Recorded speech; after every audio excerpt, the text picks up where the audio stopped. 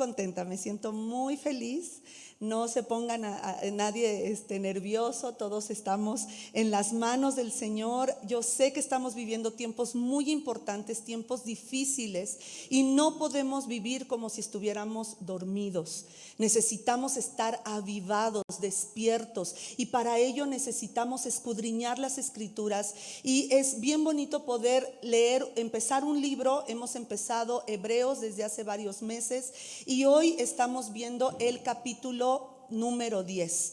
Cada capítulo de Hebreos ha sido una bendición. Hemos podido ver cómo el predicador estaba preocupado por la vida espiritual de aquellos hebreos que habían dejado el judaísmo para seguir el cristianismo, para seguir a Jesús. Algunos de ellos estaban tambaleando en su fe, y quizá hoy me estás escuchando tú en cualquiera de las plataformas virtuales que pudieras estarnos escuchando, porque sé que después esta misma enseñanza se sube a YouTube. Por lo tanto, no importa de dónde tú nos estás escuchando, quizá tú estás pasando por una situación donde sientes que tu fe está siendo probada, sientes que tu fe está tambaleando.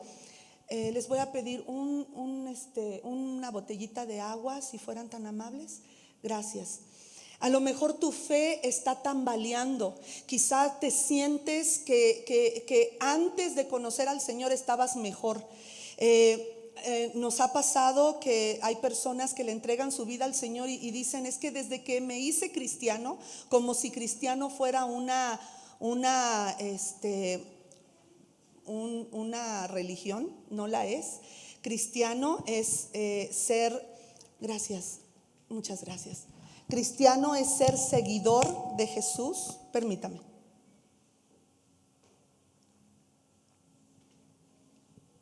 Cristiano es ser seguidor de Jesús, y a lo mejor tú estás diciendo esto también. Estás diciendo: híjole, pues antes de seguir al Señor estaba mejor. Y son engaños que el enemigo trae a nuestra mente, son engaños que nos hacen tambalear en nuestra fe. Y estas personas, estos hebreos que habían creído en Jesús, estaban tambaleando en su fe. Y a lo largo de los 9 capítulos que ya vimos, el predicador les ha dicho cómo es que Jesús es mayor que los ángeles, quienes dieron la Torá o el Antiguo Testamento, cómo Jesús es mayor a Moisés, el libertador de Israel de Egipto, que como Jesús es mayor a los profetas. Y esto era para ellos también algo muy difícil de comprender, porque los profetas eran así como que pues lo más importante de cómo Dios se había relacionado al pueblo de Israel a través de la profecía y de muchos profetas a lo largo de los años, miles de años.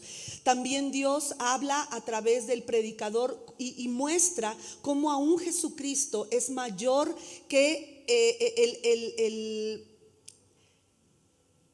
los ritos sacerdotales, porque Jesús es sacerdote según el orden de Melquisedec, y estudiamos cómo el orden de Melquisedec es mayor que el orden levítico y arónico, de donde vienen los sumos sacerdotes. En fin, el Señor habla a través también del predicador, del escritor de Hebreos, que creemos, también hablamos al inicio, cómo es que nosotros nos inclinamos por la manera de escribir, y vamos a ver más cosas más adelante, cómo pudiera haber sido Pablo el escritor de Hebreos, aunque no se sabe quién lo escribió.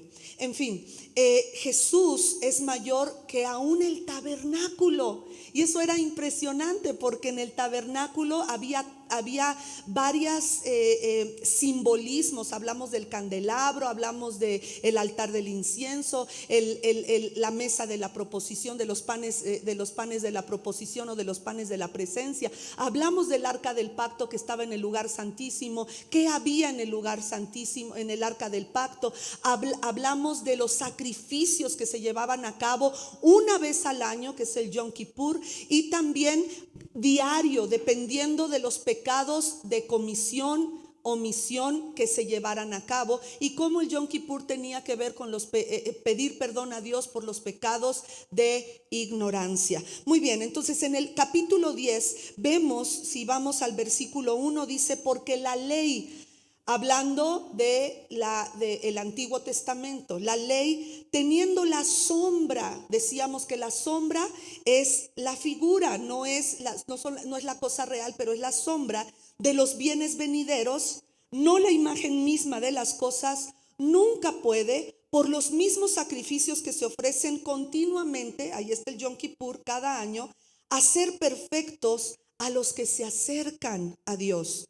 De otra manera cesarían de ofrecerse, pues los que tributan este culto limpios una vez no tendrían ya más conciencia de pecado. Entonces hablábamos de cómo es que nuestro Señor Jesucristo se ofreció una sola vez y para siempre, pero en el tabernáculo, en el templo, se tenían que ofrecer constantemente estos animalitos inocentes para expiar el pecado del pueblo. Hablábamos de la diferencia. Expiar significa tan solo cubrir con un manto, cubrir con sangre los pecados, pero no limpiaba la conciencia de aquellos que se acercaban a Dios. Vamos a seguir leyendo en el versículo 3, por favor, y dice así: pero en estos sacrificios, si quieren bajarle un poquito al monitor para que no se vicie. Dice: pero en estos sacrificios cada año se hace memoria de los pecados. Entonces lo único que hacían estos sacrificios es estar recordando qué tan pecadores somos. ¿Por qué? Porque algo que se hace con mucho y no hay un resultado, pues algo está mal, ¿no?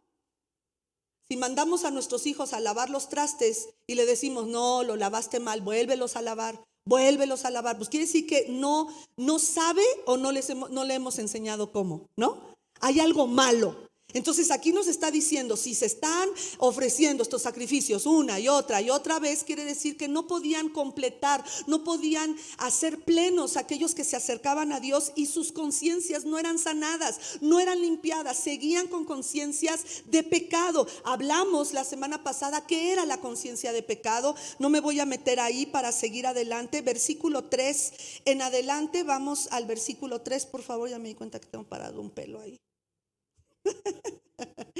Pero en estos sacrificios cada año se hace memoria de los pecados, versículo 4, porque la sangre de esos animalitos, toros y de los machos cabríos, no puede quitar los pecados. Por lo cual, entrando en el mundo, aquí ya hace alusión a una plática que hubo entre el Padre y Jesucristo antes de encarnarse, y dice: sacrificio y ofrenda no quisiste, mas me preparaste un tabernáculo, me preparaste cuerpo. Holocaustos y expiaciones por el pecado no te agradaron. Entonces dije: he aquí que vengo, oh Dios, para hacer ¿qué? ¿Para qué nacemos? ¿Para hacer qué? La voluntad de Dios. Así es, como en el rollo del libro está escrito de mí, diciendo primero: sacrificio y ofrenda y holocaustos y expiaciones por el pecado no quisiste. A Dios no le interesa tener un animal muerto, ni degollarlo. Dice: las cuales cosas se ofrecen, si lo puedes bajar, se ofrecen según la ley. Y diciendo luego: he aquí que vengo, oh Dios, para hacer tu voluntad. Quítalo primero para establecer esto último. Y esto lo vimos como está tomando el predicador de Hebreos un extracto del Salmo 40, versículos del 6 al 10. Muy bien, vamos adelante. Entonces, dice que a partir de aquí el Señor, al hacer alusión del Salmo 40 de sacrificios y ofrendas no quisiste, he aquí yo vengo para hacer tu voluntad. Jesús es nuestro ejemplo, ¿verdad que sí? Muchas personas creen que se casan para ser, que nacen para ser Y no, realmente parte de nuestra felicidad viene cuando hacemos la voluntad de Dios. Si hacemos la voluntad de Dios, todo lo demás vendrá por añadidura, incluyendo la felicidad. A veces decimos, no, es que me voy a casar para ser feliz. Y si me caso, cuando compre una casa seré feliz. Y cuando tenga un carro seré feliz. Y cuando tenga hijos seré feliz. Y nada nos va a llenar, nada. Solamente hacer la voluntad de Dios dará bienestar, plenitud y felicidad a nuestra vida. Así es que vámonos. Ahora fíjate, dice el vengo para hacer tu voluntad. Dice nuestro Señor Jesucristo, antes de encarnarse, le dice a través de la profecía del Salmo 40, vengo para hacer tu voluntad. Versículo 10. Este todavía no lo veíamos, esto lo estamos viendo el día de hoy. Y dice aquí, en esa voluntad, ¿cuál voluntad? La de Dios, la de Cristo, haciendo la voluntad del Padre. Dice, en esa voluntad nosotros estamos involucrados. En esa voluntad nosotros somos santificados mediante una ofrenda, no muchas ofrendas. Por eso dice la ofrenda del cuerpo de Jesucristo, hecha una vez y para siempre. Una vez, otra vez, una vez. Exacto, es una vez y para siempre. Este pacto está completo. No sé si les mandé 2 de Corintios 3:6. Si se puede, si lo pudieran poner estaría bueno. Si no, yo lo busco aquí. 2 de Corintios 3:6 dice así: el cual asimismo nos hizo ministros competentes. ¿De qué? De un nuevo pacto. No de la letra, sino del espíritu. Porque la letra mata, mas el espíritu vivifica. Aquí la palabra letra en griego se está refiriendo a los 10 mandamientos. ¿Alguien sabe qué dice el segundo mandamiento? Porque el primer mandamiento ya sabemos, es amarás a Dios con todo, con tu corazón, tu alma, tu espíritu, todo. ¿Y el segundo qué dice? No, de los 10 mandamientos, el segundo de los 10 mandamientos, ¿qué dice? Creo que es no mentirás. O no bueno, si estoy mal no importa, pero con ese ya todos estuviéramos muertos. Por eso dice, la letra mata. Porque dice que la paga del pecado es muerte. Entonces, por eso dice que la letra o el mandato sin cumplirse te mata. Dice aquí, porque la letra mata, mas el espíritu vivifica. Muchos han tomado este versículo que acabamos de leer en 2 de Corintios 3:6 como diciendo, no, pues es que ya no tenemos que tomar en cuenta el Antiguo Testamento y como ya no tenemos que tomar el Antiguo Testamento, solamente lo que el espíritu me haga sentir. Y si el espíritu me hace sentir que haga esto o aquello, no importa. No, mis hermanos, hemos hablado, hemos dicho que la ley moral del Antiguo Testamento sigue vigente. Lo que quedó abolido, por eso en el versículo 9 de Hebreos 10, la segunda parte de Hebreos 10:9 dice, Señor, he venido a hacer tu voluntad, quítalo primero y establece esto último, que es el nuevo pacto. Ahora sí, vamos a regresar por favor. Y el cuerpo, cuando dice aquí en el versículo 10 del Hebreos 10, es la voluntad, en esa voluntad de Dios nosotros somos apartados, somos santificados mediante la ofrenda del cuerpo de Jesucristo, hecha una vez y para siempre. Esta ofrenda de Jesús en la cruz del Calvario, hecha una vez y para siempre, me llama la atención que cuando Jesús dio de su propia voluntad, dio su cuerpo.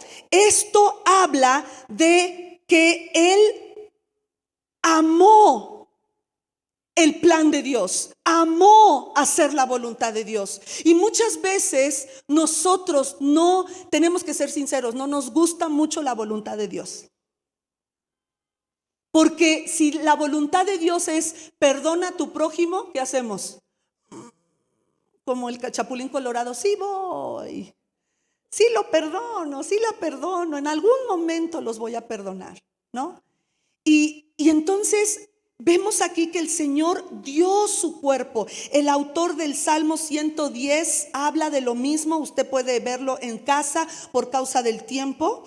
Pero ahora vámonos a Hebreos 10, 12 y 13. Vamos a seguir adelante. Pero Cristo, nuevamente, no sé cuántas veces nos repite, una vez y para siempre, habiendo ofrecido una vez para siempre un solo sacrificio. ¿Por qué? Por nuestros pecados, se ha sentado a la diestra de Dios, de ahí en adelante, esperando hasta que sus enemigos sean puestos por estrados de sus pies. Y aquí está hablando del Salmo 110, del 1 al 4. Vamos a leerlo rápidamente. El Señor le dijo a mi Señor, o sea, el Padre le dice a Jesucristo. Salmo 110 del 1 al 4. Siéntate a mi diestra hasta que ponga a tus enemigos por estrado de tus pies. El Padre, Jehová, enviará desde Sión la vara de tu poder. Domina en medio de tus enemigos. Tu pueblo se te ofrecerá voluntariamente el día de tu poder, en la hermosura de la santidad. Aleluya. Desde el seno de la aurora tienes tú el rocío de tu juventud. Juró el Señor y no se arrepentirá. Tú eres sacerdote para siempre, según el orden de Melquisedec. Entonces, el sacrificio de Jesús, el sacrificio que Jesús hizo es suficiente. Por eso nos repite desde los capítulos anteriores, una sola vez y para siempre. ¿Por qué lo hace tanto? Estaba leyendo a J. Vernon McGee, un teólogo del siglo pasado, que él, como todavía no se había, se entiende que todavía el templo estaba de pie. Y todavía había personas que estaban yendo al templo de Salomón o al templo que se había reconstruido a ofrecer sacrificios por sus pecados. Entonces había algunos hebreos que habían creído en Jesús y seguían llevando sus animalitos para hacer sacrificio. Eso lo vamos a ver más adelante de los versículos 26 en adelante. ¿Por qué es que el escritor dice una sola vez y para siempre tantas veces? Vámonos al versículo 15, Hebreos 10:15. Y nos atestigua lo mismo el Espíritu Santo, porque después de haber dicho, este es el pacto, esto lo vimos en el capítulo 8, este es el pacto que haré con ellos después de aquellos días, dice el Señor. ¿Cuál es el pacto? Pondré mis leyes, ¿dónde? En sus corazones y en sus mentes las escribiré. Añade, y nunca más me acordaré de sus pecados y transgresiones. Si Dios es, en algún momento yo he comentado que Dios olvida nuestros pecados. Y estaba yo equivocada, porque Dios no puede olvidar nada. Él es omnisciente, quiere decir que todo lo sabe. Sabe tu pasado, tu presente y tu futuro. Pero en este nuevo pacto ya no es de llevar los animalitos para expiar mi pecado, porque la sangre de Jesucristo, que se hizo esta ofrenda una sola vez y para siempre, esa sangre, la sangre que Jesús presentó en el tabernáculo celestial al Padre, esa sangre que fue aceptada por el Padre como la justicia de lo que es el pecado, entonces a partir de esa sangre nosotros tenemos un nuevo pacto. Ya no es necesario hacer el pacto anterior o el ritual espiritual de las leyes sacerdotales del Antiguo Testamento que enseña la Torá. Ya no es necesario. Ahora, a través de esta sangre de Jesús, que es una sola vez y para siempre, a través de esta sangre yo me puedo acercar. Por eso hoy le pusimos el título a esta enseñanza: acércate a Dios. Lo que más anhela el Señor no era tener un animal muerto, sino que el adorador del Antiguo Testamento se diera cuenta qué tan duro es el pecado. El pecado trae consecuencias de muerte, y hay muchas clases de muerte. Hay muerte espiritual, hay muerte física, hay muerte de relaciones, hay el divorcio, es la muerte de un matrimonio, el adulterio es la muerte de la inocencia y de la conciencia del ser humano. En fin, el pecado va a traer consecuencias, pero Dios quería el corazón del adorador, no un animal o una ofrenda. Por eso Dios le dice al pueblo en un salmo: si yo tuviera hambre no te lo diría a ti, si yo tuviera sed no te lo pediría a ti, si tuviera sueño no te lo diría, porque yo soy Dios. Por lo tanto, todo lo que se hacía en la Torá es un reflejo, es una sombra, es una figura de los bienes venideros que hoy tú y yo podemos acceder a ellos por la sangre de Jesús. Dele un aplauso al Señor.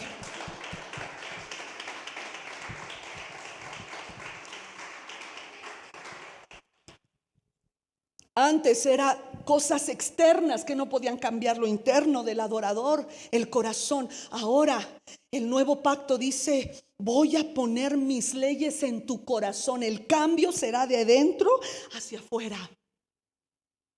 Voy a poner mis leyes en tu corazón, en tu mente la escribiré, y no me acordaré de tus pecados. Eso habla de que Dios, a pesar de que no olvida nuestros pecados, Él decide no acordarse de ellos.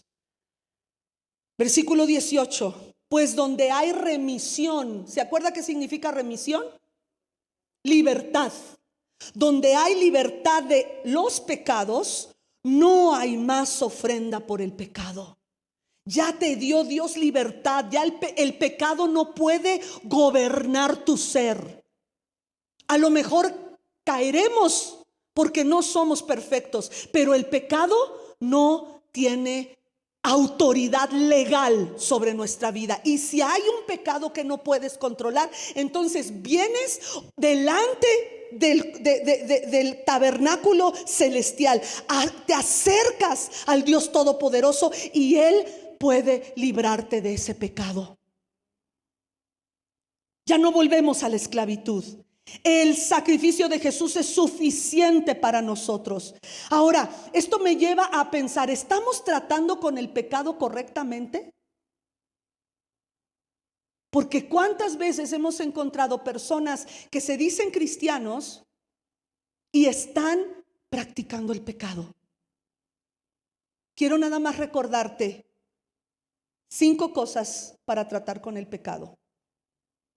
No las voy a explicar cada una. Si tienes alguna duda, con mucho gusto podemos platicarlo. Punto 1, la oración. ¿Estás lidiando con un pecado? Ora.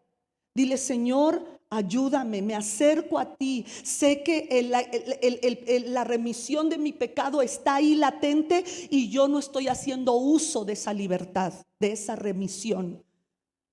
2, la confesión. Y aquí es donde muchos cristianos nos quedamos cortos, porque tenemos miedo a las consecuencias. Sí, mi hermano, el pecado sigue trayendo consecuencias, pero aquí es donde tenemos que creerle a Dios. El proverbio dice: el que confiesa su pecado y se aparta de él, alcanza misericordia.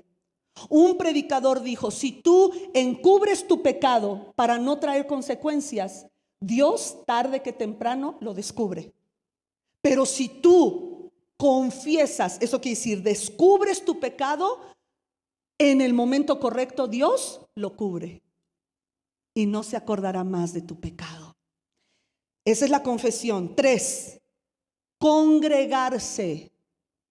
El congregarnos nos ayuda. ¿Por qué? Porque nuestra conciencia está despierta. Y cuando nos congregamos en lo que son los extramuros, cuando nos congregamos en este lugar, cuando estamos en grupos pequeños, alguien habla de algo y decimos, híjole, yo estoy lidiando con lo mismo. Y el Espíritu del Señor me habla a mi corazón, y el congregarme me ayuda también a ser libre de ese pecado. Puedo pedirle a algún hermano, por favor, ora por mí, estoy lidiando con esto. 4, la lectura de la palabra. Lectura de la palabra. La palabra tiene el poder tan fuerte que Jesús le dijo a sus discípulos, ustedes ya están limpios por la palabra. La palabra limpia nuestra conciencia. La palabra nos confronta, la palabra nos lleva a perdonar, la palabra nos edifica. Y por último, el ayuno. Si ya hiciste todo esto y aún así ese pecado te ronda y caes en la tentación una y otra vez, necesitas hacer uso del ayuno. El ayuno es para que nuestro espíritu se alinee a la voluntad de Dios. Nuestra carne mengua para que Cristo crezca en nosotros. 5 cosas: la oración, la confesión, congregarnos, lectura de la palabra y el ayuno. Versículo 19 de Hebreos 10, por favor. Seguimos adelante. Así que, hermanos, teniendo libertad. ¿Por qué? Porque nuestros pecados han sido remitidos. O sea, somos libres del pecado. Teniendo libertad para entrar en el lugar santísimo, no por la sangre de toros, sino por la sangre de Jesucristo. 20. Por el camino nuevo y vivo que Él nos abrió a través del velo, esto es de su carne. Cuando está hablando de la carne, está utilizando el mismo vocablo en griego que está en Juan 1:1, que dice: en el principio era el verbo, y el verbo era con Dios, y el verbo era Dios. Versículo 14. Y aquel verbo fue hecho carne y habitó entre nosotros, y vimos su gloria, gloria como del unigénito del Padre, lleno de gracia y de verdad. Juan 1:14. Ok, esto que el verbo se hizo carne es el mismo vocablo que acabamos de leer en el versículo 20, donde dice: por el camino nuevo y vivo que Él nos abrió a través del velo, esto es su carne. ¿Qué es esto? No la encarnación de Jesús, sino el hecho de que en su carne Él murió. Hay filosofías, hay corrientes, hay religiones que dicen que Jesús hizo todos los milagros que hizo porque había venido tan solo en espíritu. Y este versículo va completamente en contra de esa filosofía y desmiente lo que esa filosofía está hablando. ¿Por qué? Porque aquí dice que su cuerpo fue partido. Él murió como hombre, murió, entregó su cuerpo para que tú y yo pudiéramos entrar y acercarnos a Dios. Vámonos al versículo 21, por favor. Y teniendo un gran sacerdote sobre la casa de Dios, versículo 22, acerquémonos. ¿Cómo nos tenemos que acercar? Léalo fuerte. Con corazón sincero, en plena certidumbre de fe, purificados los corazones de mala conciencia y lavados los cuerpos con agua. Lo siento, mi hermano, si hoy no te bañaste, no puedes orar.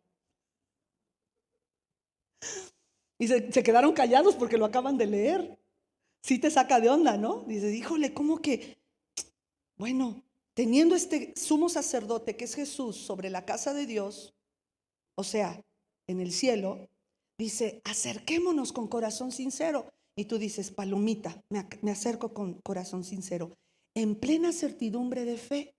La fe es una actividad.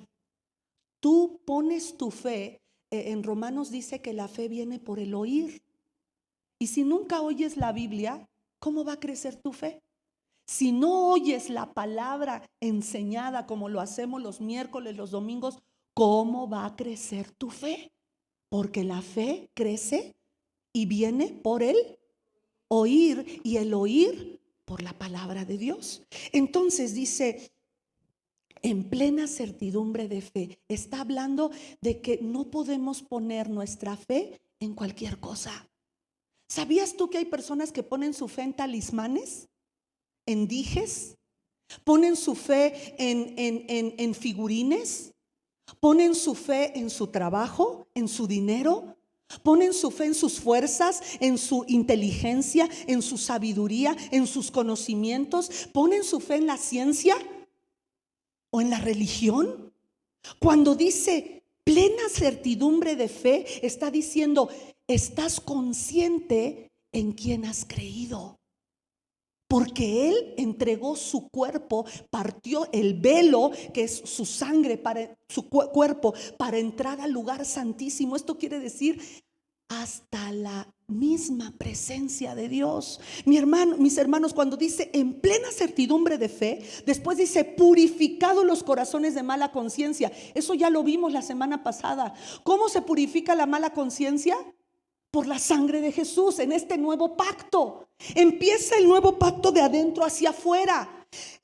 Una conciencia de pecado es cuando yo sé este pecado me acusa y donde quiera que voy, ay, es que ¿cómo le voy a hacer para deshacerme de esto? Es que ya mentí, ya robé, ya forniqué, ya vi la pornografía, ya mentí a mis padres, ya le robé a mi abuelo, ya hice esto, ya hice aquello, choqué el coche, no le he dicho a nadie. Y toda esa conciencia te acusa, te acusa, te acusa. Eso es lo que pasaba en el Antiguo Testamento. Dice que solo nos recordaba nuestros pecados.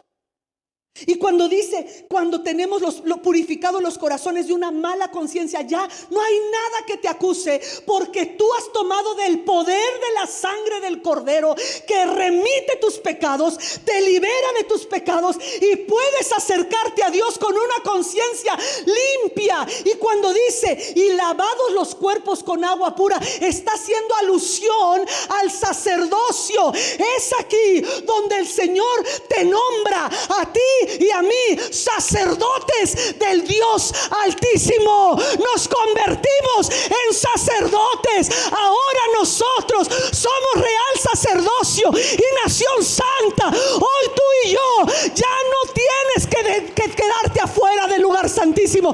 Puedes acercarte porque Él te está haciendo sacerdote. Ora mashita rabakasaya. No tenemos que poner nuestra fe en nada equivocado. Juan 1, 11 y 12 dice Jesús, dice el escritor, el apóstol Juan, a los suyos vino y los suyos no le recibieron. Mas a todos, di conmigo, ahí me incluye el Señor, ahí estoy yo. Pero todos los que le recibieron, a los que creen en su nombre, les dio potestad de ser hechos hijos de Dios. Y en esa adopción de hijos, en esa adopción el Señor nos hace sacerdotes de este nuevo pacto. Aleluya. Primera de Corintios 3:11. Porque nadie puede poner otro fundamento que el que ya está puesto, el cual es Jesucristo. Otra vez, ¿cuál es ese fundamento? Somos sacerdotes de este nuevo pacto, y es a través de Jesucristo que podemos, nuevamente, la fe es la acción que está basada en el conocimiento. Un teólogo que yo leí en el siglo pasado, porque yo nací en el siglo pasado, decía que la fe era aventarse al vacío. No es esta fe. La fe de Jesús es una fe que abraza el conocimiento.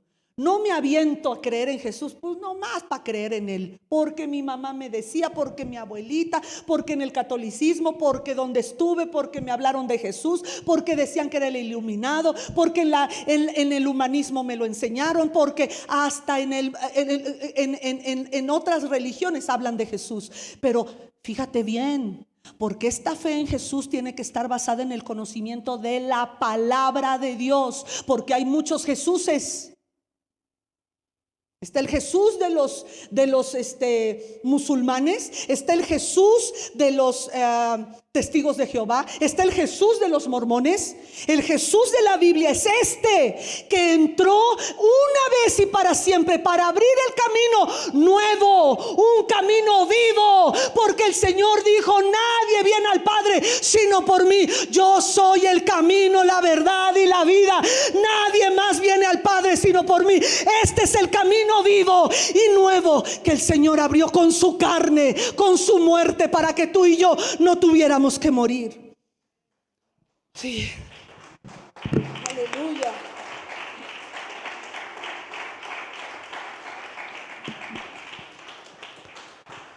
Y aquí me voy a quedar, ya que empezamos un poquito más tarde por problemas técnicos en el sonido que tuvimos aquí. Espero que se haya escuchado muy bien, pero empiezan diferentes cosas que el Señor nos dice. Voy a seguir leyendo en lo que sube Tamara. El versículo 23 dice: mantengamos firme, sin fluctuar, la profesión ¿de qué? De nuestra esperanza, porque fiel es el que prometió. Entonces podemos acercarnos a Dios por los medios de la sangre de Jesucristo, porque fiel es el que nos prometió. Acerquémonos más a Dios. Esta esperanza que dice aquí, porque dice mantengamos firme sin fluctuar nuestra profesión, nuestra esperanza, porque fiel es el que prometió. Habla de que podemos acercarnos a Dios y de que esta esperanza habla del futuro. Por eso Pablo decía: para mí el vivir es Cristo. Para mí el vivir es Cristo. Quiere decir que pienso en Cristo, hablo de Cristo, sigo a Cristo, imito a Cristo, sigo a aquellos que amo a aquellos que son imitadores de Cristo como yo. Para mí el vivir es Cristo y el morir es ganancia.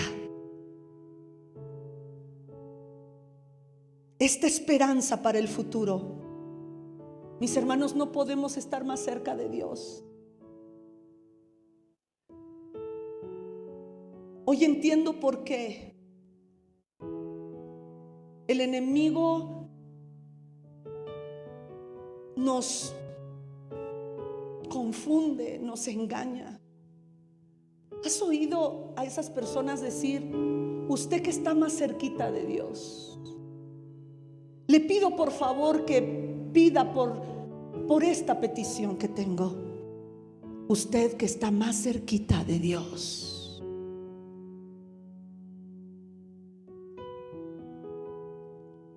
Tú y yo no podríamos estar más cerca, porque esta esperanza nos hace ver que tú y yo tenemos la misma estima y valor que Dios le dio a nuestro Salvador Jesucristo. Por eso Jesús dice: no tengo miedo de llamarlos hermanos,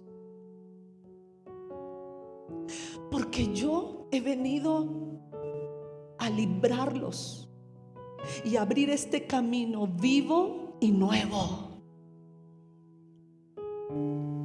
No podríamos estar más cerca de Dios. Así es que no vuelvas a pedirle a alguien: usted que está más cerca. Si hoy tú te sientes lejos de Dios, es porque quizá no estás tratando con el pecado como hoy hemos explicado. Estas 5 cosas que necesitamos hacer para ser libres del pecado. Necesitamos la oración, necesitamos la confesión de ese pecado, necesitamos congregarnos, necesitamos la lectura de la Biblia y el ayuno. Necesitamos tratar con el pecado, y entonces al tratar con el pecado, Jesús nos abrió este camino vivo y nuevo, y hoy podemos acercarnos a Dios.